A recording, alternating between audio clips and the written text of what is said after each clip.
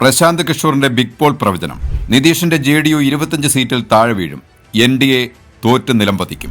നിതീഷ് കുമാർ, തേജസ്വി യാദവ് തുടങ്ങിയ പ്രധാന വ്യക്തികൾ ഇതിൽ ഉൾപ്പെടുന്നു. രാഷ്ട്രീയ തന്ത്രജ്ഞനായ പ്രശാന്ത് കിഷോർ എന്നറിയപ്പെടുന്ന സ്പീക്കർ ഭരണകക്ഷിയായ NDAയ്ക്ക് കാര്യമായ നഷ്ടം പ്രവചിക്കുന്നു. എനിക്ക് ഉറപ്പിച്ചു പറയാൻ കഴിയും, നിതീഷ് കുമാർ മുഖ്യമന്ത്രിയായി തിരിച്ചു വരില്ല. 2020 തെരഞ്ഞെടുപ്പിൽ JDUവിന്റെ എണ്ണം കുറഞ്ഞതിന് കാരണം ചിരാഗ് പാസ്വാൻ ഘടകമാണെന്ന് കിഷോറിന്റെ വിശകലനം പറയുന്നു. അവിടെ LJP JDUവിനെതിരെ പ്രത്യേകമായ സ്ഥാനാർത്ഥികളെ നിർത്തി. അതിന്റെ എണ്ണം 43 കുറഞ്ഞു.